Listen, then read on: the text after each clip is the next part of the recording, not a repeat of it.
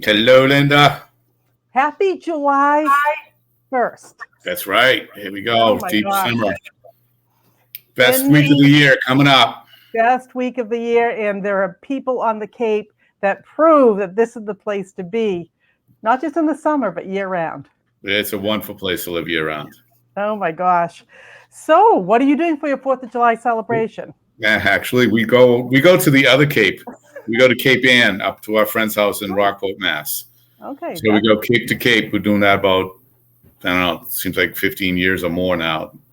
That So is, it's a different experience, but it's a beautiful place as well. it's so cool. I've been up there, I sailed up there about maybe 10 years ago. Cool Yeah, place to it visit. is. And how about yourself? What are you doing this year?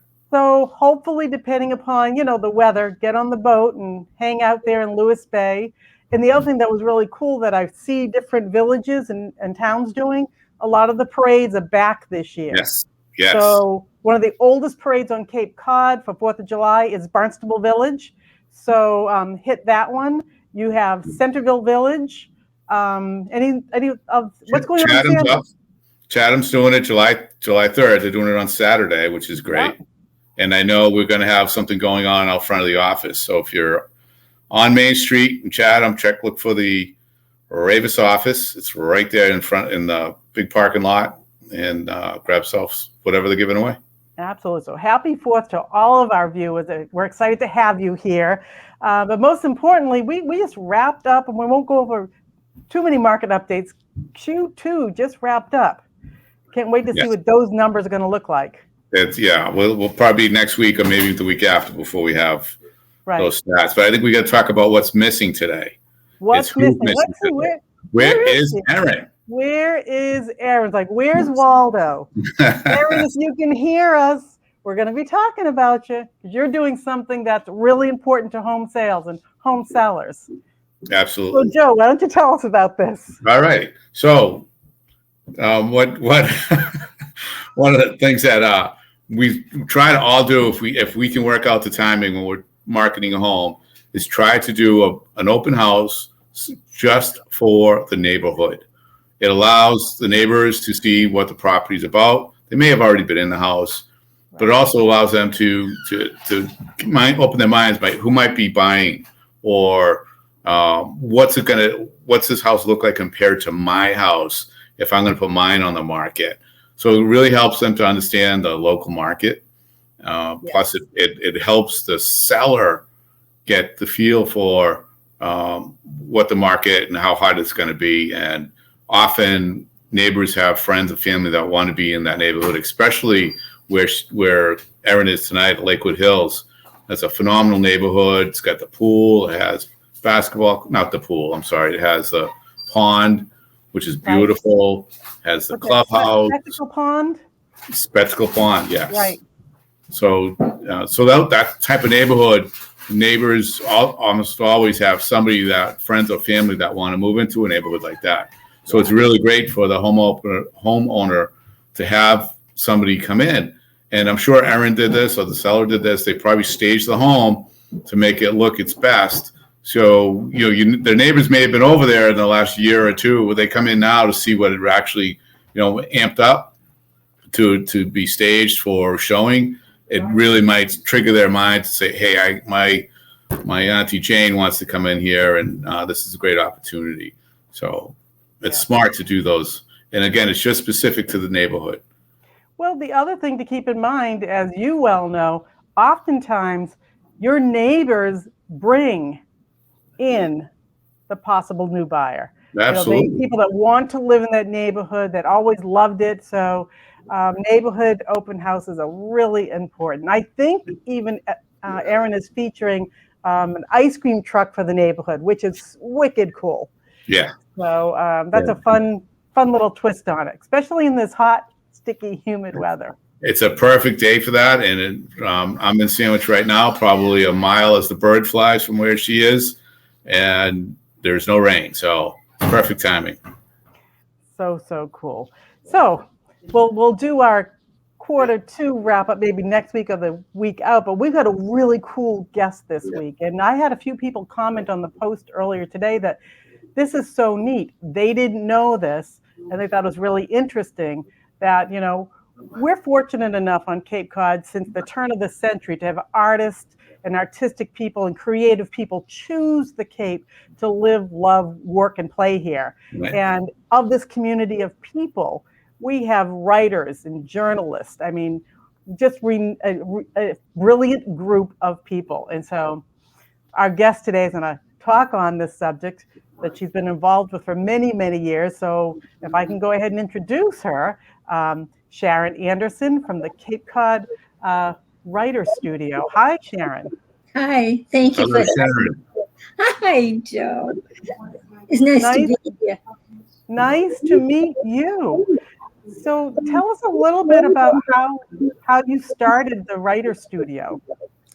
In 2016, I approached the Dennisport Library and asked if they would like a writers group there. And they thought, yeah, this would be a good idea. And we started, and we had 4 members who came in to write. 4, yes.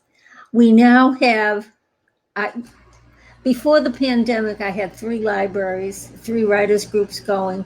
Now we're down to 1. And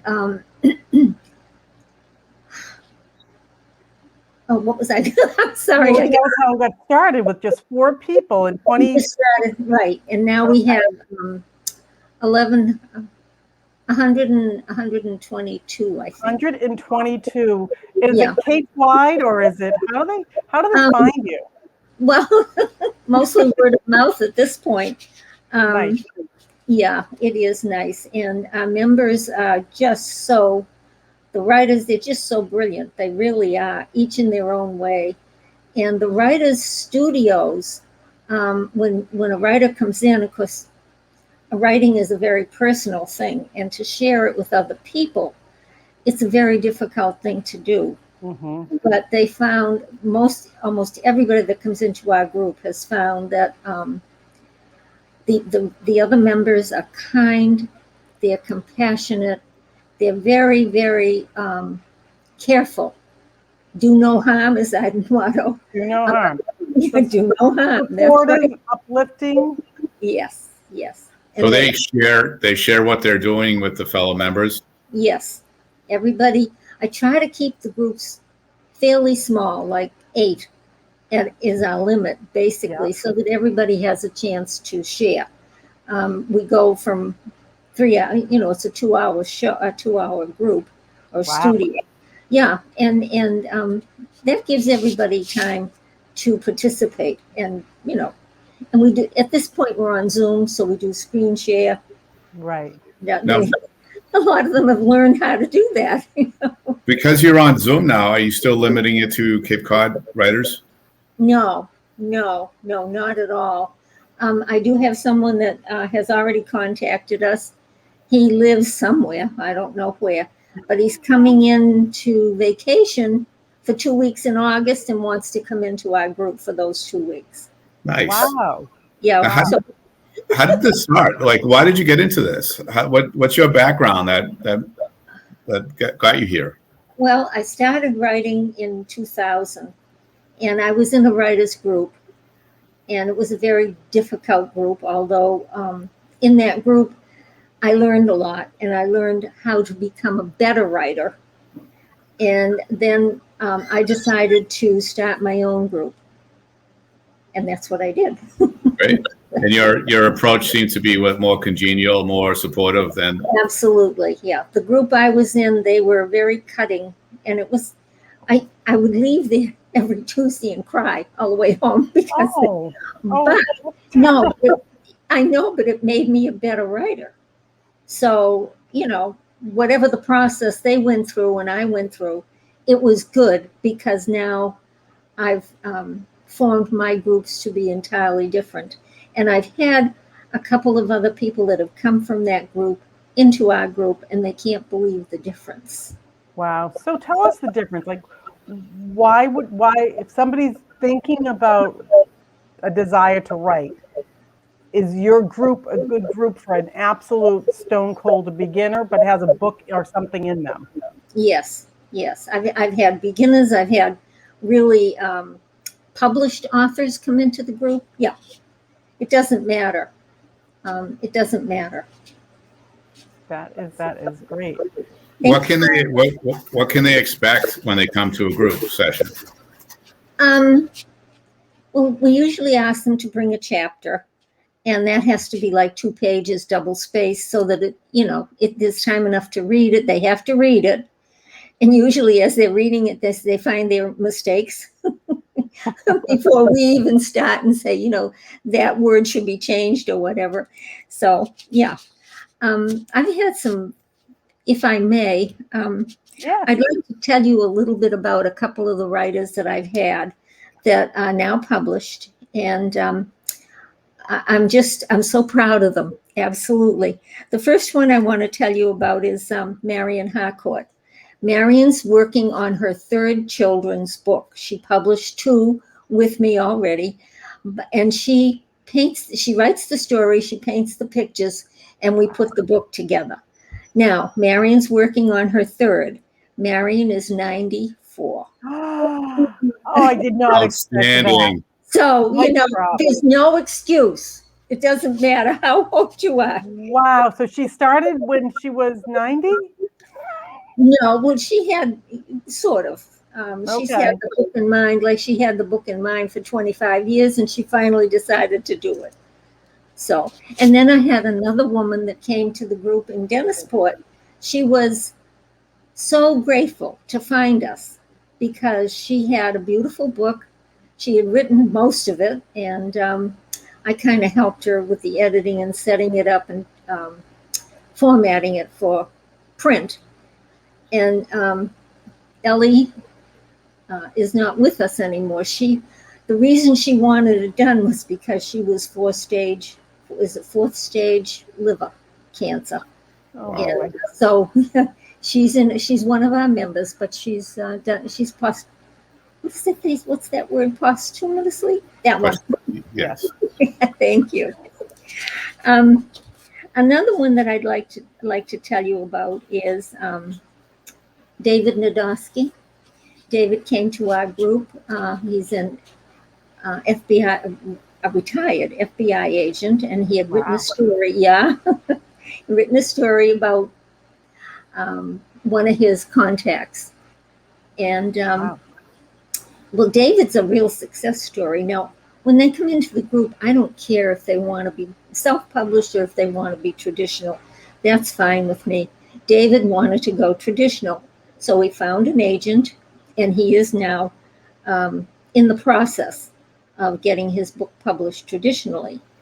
But the best part of it is Netflix has picked him up because the story story he's writing, it was part of one of their episode 4, I think, in the series that they're doing, and I think it's this is a robbery, I think is the title. Wow. What a Very great success story that is. I know, isn't So Sharon, it sounds like you do more than just the studios. You actually get them published or help them find that avenue. Is that bigger than something different than the studio? I offer them self-publishing. I'm working with Tom Johnson now. This is his 3rd book coming up. Tom is 84, and he's dealing with leukemia. And God love him, it gives him something to think about and to focus on. And I'm so excited to be able to do his 3rd book now. Who else have I got? Well, I also do spotlight on writers. What is that? I do like a Zoom, and we, just like exactly what we're doing here now, and we talk about their book and everything. And then I send it to the media center. Oh. They put it out on cable? Yeah. Well, they put it out on their cable, their network. Okay. Yeah. Okay. It's just to get their names out there so that people know that they have books and they're wonderful. I think I published 23 books for other people. That's amazing. Nice. So what are your thoughts on the differences between traditional and self-publishing? Oh, big difference. Okay. Although not as much anymore. Traditional publishing, the five main houses, would take an author and work through and to publish their book. They'd do the whole thing, and then they'd put them out there and do book signings and all that. But they don't do that anymore. They just bring. Yeah, you have to do the marketing yourself. Same for self-publishing. They all want to know, what do we do now? And I try to help. I help them through that and give them some ideas and some resources. So you are a resource center for writers, yeah. For writers. Yeah. Okay. And authors, published authors. So are they all storytellers, or do you have nonfiction or poets that you work with as well? Yep. Tom is a poet. Nonfiction, I think Ellie's would be considered nonfiction. Ellie was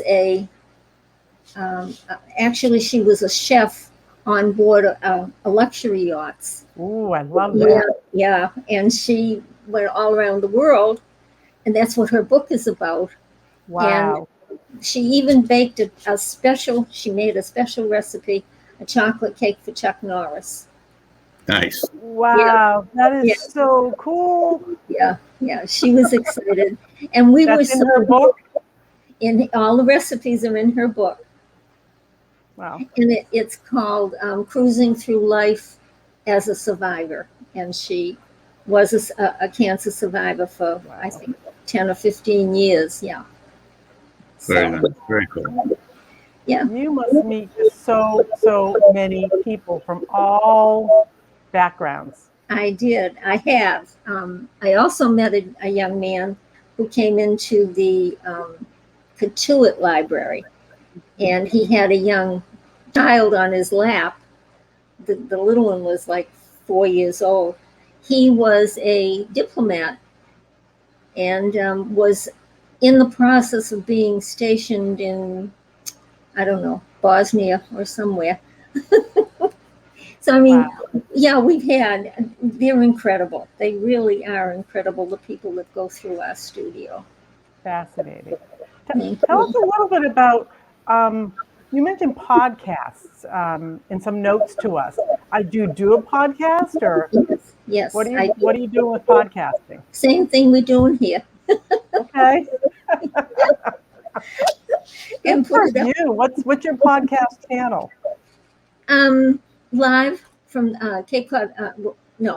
Writers Studio Live is basically, or the Writers Studio is how I've classified it. Yeah. Beg your pardon. How often are you on your podcast?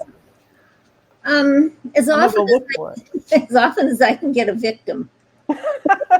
We'd be happy to be That's victims hilarious. for you, right, Joe? We would be victims. I'm not writing. I'm not a writer.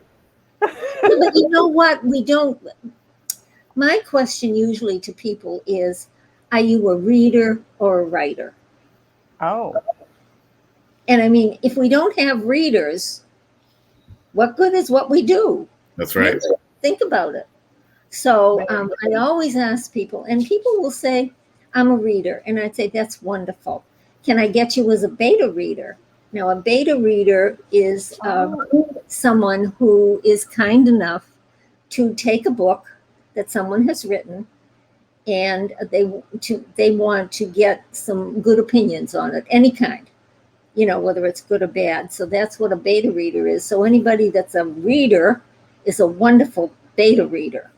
Okay, that's great. That's great. So Sharon, you had mentioned when I first thought of asking you on the show that you had 2 other websites. Can you explain what those are and what their purpose is? I have, the Cape Cod Writers Studio is the big one, the main website. The other website is Cape Cod Publishing, which is my publishing house. Okay. And the third one is Audacious Author, which is my personal site. Let's dig into that one. We like audacious. Yes, Audacious. And every month I publish Audacious Times, and that's our newsletter. And it goes out to all my students or anybody else that wants it. I usually send it to friends and family. And I tell them what's going on and who's writing what. Tom is just about ready to publish. Some of the stories they come up with is like, oh my God. That's great. Do they give you some insight as to where their stories begin or how they even got to that creative moment? Good question. That's an excellent question, because we all have muses, M-U-S-E, M-U-S-E-S if you want. And sometimes I think that as we write, we're really channeling information and we don't realize it, but it comes through our muses. And some of us, the muses on vacation. I love that. He's got what he called, or what they would call, writer's block, but it isn't. It's just your muses out to lunch or having a coffee break or something.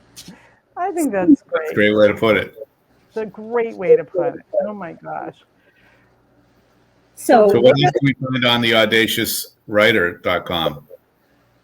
Oh, on my website, it's my personal website with all the books I've published. Okay. I did a series. I have done a series. It's five books now. I haven't done the sixth one. It's the something series, something witchy, something loverly. That's about Cupid. Something bloody. That's about Dracula. I'm just this. Oh yeah, I love that one. Now, are these short stories or are they? These full books, full-fledged books. Okay. And most of them take place in heaven. Oh, here we go. Most of them take place in heaven. That's fine. Then there's also witches involved too, but they have a special place in heaven to live. Okay. So the audacious author.com. Yeah, that's my, okay. Yes, everything is .com. I didn't put that one up there. Probably should. What's your favorite? So that's your series. What's the favorite book that you have of what you've published? Oh, the ones I'm working on now are all about the Cape and Barnstable. The first one I just released in April. By the way, that had ebook only. It had 4,236 downloads. Nice. Wow. Yeah, I know. It's like, holy smokes. Congratulations. Thank you. It was free for one day. And that was. Is it fictional or is it nonfiction about? No, it's fictional. It has to be. It's a new bake. It's called Pot's Better Butter Bakery, and it has a little bit about pot in it. Oh dear! She's killing me. It's a new bakery here in Barnstable. It had the mob. We have the mob. We have a dead body. Of course, you have to have a dead body. Oh, all cozy mysteries have to have a dead body. It has the CIA, the FBI. All in the village. That's cool. In Barnstable, and ghosts. And well, there are those do actually exist, right? Yes, in the village. In the village, yes. Wow, that is so cool! Oh my gosh, I'll check that one out. Oh yeah, that's a fun book.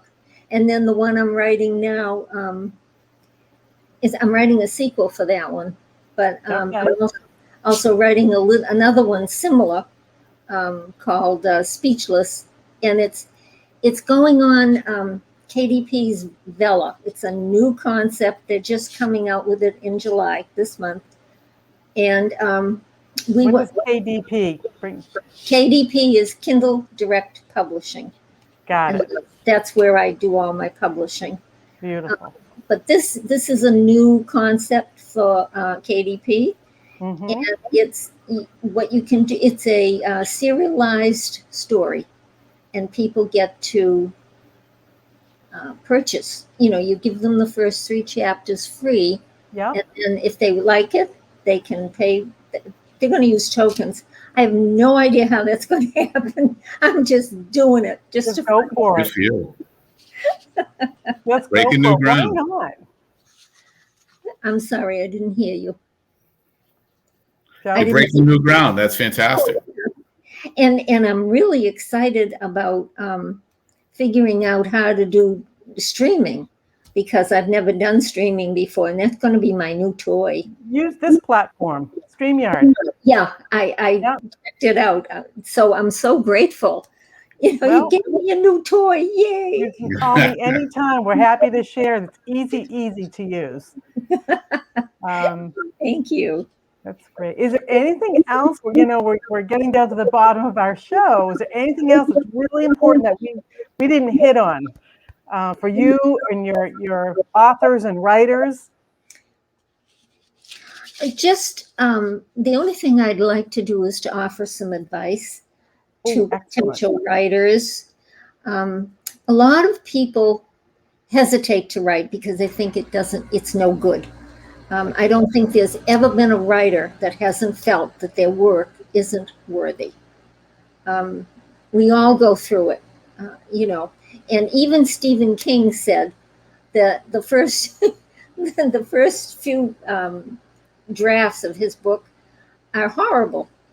And, so I mean, all authors feel that way. But the thing is, the more you write, the better your writing becomes. Mm-hmm. And it's a skill. The muse belongs to you. Writing is a skill. Anybody can learn it. And all you have to do is just keep writing. And, people will say to me, well, I don't know what to write. I'll say, well, you can write a grocery list. Yeah. Okay, then write a grocery list. You're writing. Okay. That is great advice. So really, be fearless. That's right. Jump Absolutely. in. Just put it down on paper. It doesn't matter. It really doesn't matter. Yeah. That's why writing is people that write become hermits, because it's an inside process. It really is. Yeah. So. Yep, definitely an internal thing. And we, in these different studios, I try to inculcate, keep them writing. And during the pandemic, as soon as that pandemic hit, and I couldn't get to the libraries anymore, I went on Zoom. Yep. And Zoom helped, I think, a lot of my writers stay focused and get through it and think about something else other than the horrible thing we were experiencing. Right. So they're wonderful. My writers are just, I can't speak more highly of them. Well, please, you'll have to share with them. We'd love to have one of the writers in their book on our show in the future. Wouldn't that be fun? That would be lovely. Yeah, it'd be really fun. Lovely. Yeah. Thank you. And thank you for having me here. Thank you so much, Sharon. Hopefully this uncovers a new writer for your studio. Oh, that would be lovely. You know what? I just got the biggest kick out of it, and I'm just going to mention it. If you see a black Mini Cooper with white signs all over it, that's me. A black Mini Cooper with white siding. We'll be looking for you. White signage, yeah. Yeah, all over. Cape Cod Writers Studio. That's fantastic. Well, thanks again so much for joining us. You're welcome. Thank you. Have a happy 4th of July. Yes. Happy 4th of July. Safe. Yeah. Stay safe. Good. All right. What she said. We'll see you guys later. Bye. Happy 4th.